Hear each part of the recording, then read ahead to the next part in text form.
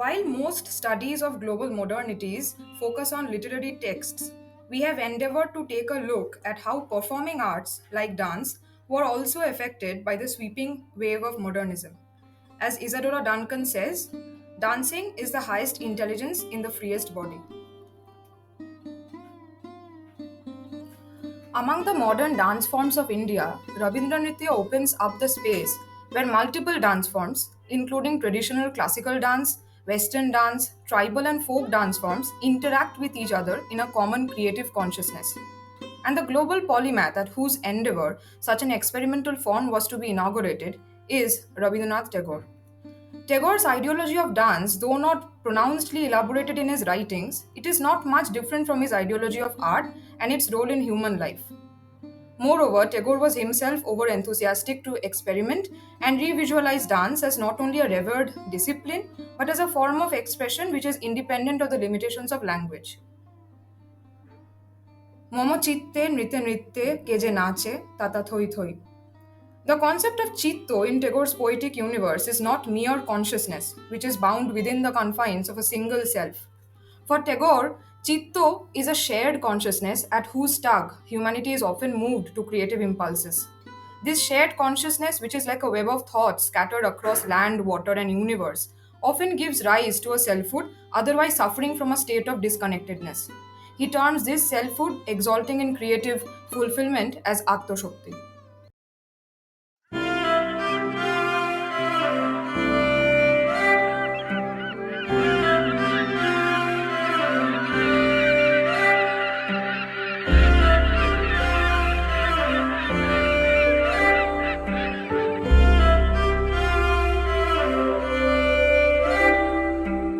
মেঘ বলেছে যাব যাব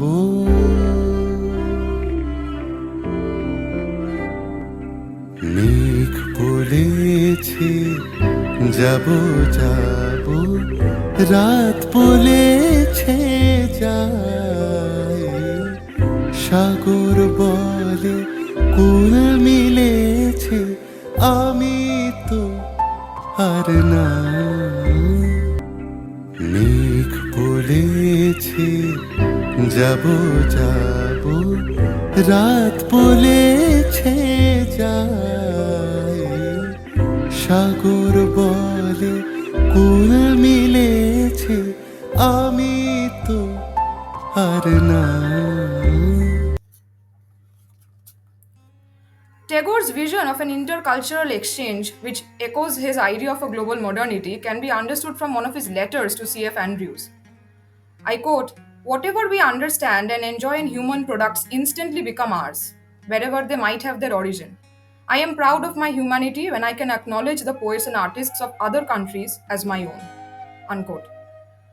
True to his vision, Tagore traveled widely both in and outside India to incorporate multiple dance forms and concoct an amalgamation of their unique gestures, expressions, and also costumes. Manipuri, Javanese, Balinese, South Indian, Kathakali, Sri Lankan dance forms finds unique expressions in Rabindranath. Tagore's dance drama performances are abound with such instances. His vision of a global modern instead of a local modern inaugurated a new artistic freedom in Indian modern dance form.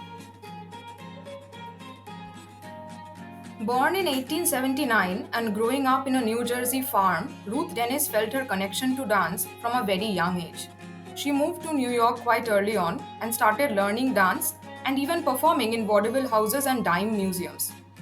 Debuting with the stage name The Only Ruth, she would go on to start the globally acclaimed modern dance company Denis along with her co-dancer and husband Ted Shawn. Denis connected dance with spirituality received from nature as she herself pens down in her autobiography, An Unfinished Life, and I quote, "When as a child, running over the fields of our farm, I felt the joy of life pulsing through me. When I felt the warm earth under my feet and the great golden sun bathing my body, then I knew life as a magical reality." Unquote. Denis's interest towards dance forms of the East was raised when she came across a poster advertising Egyptian deities as cigarettes. The mysticism exuding from the image captured Denis's imagination, and from then onward, she started studying Oriental dance forms. Her famous performances often presented choreographies inspired from Egyptian and African cultures.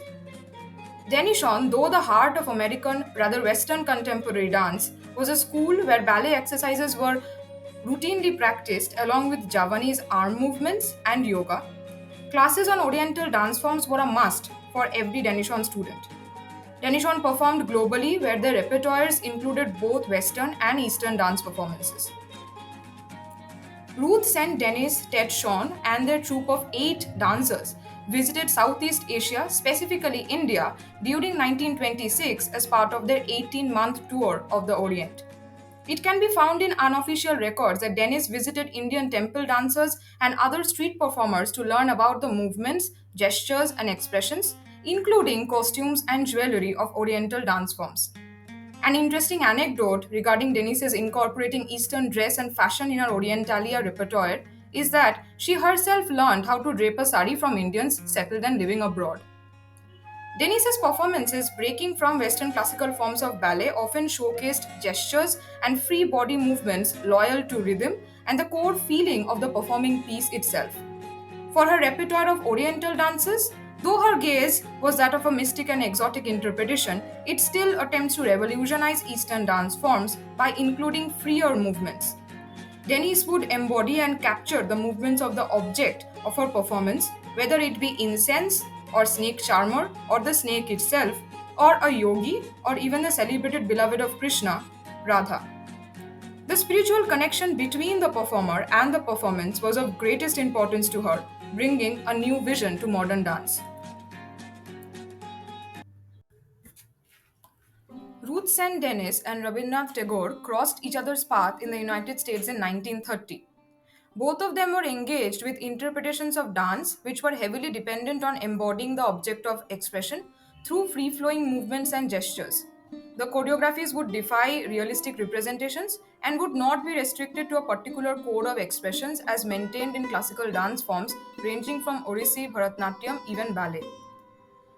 Denis and Tagore always incorporated multiple dance styles in a single choreography.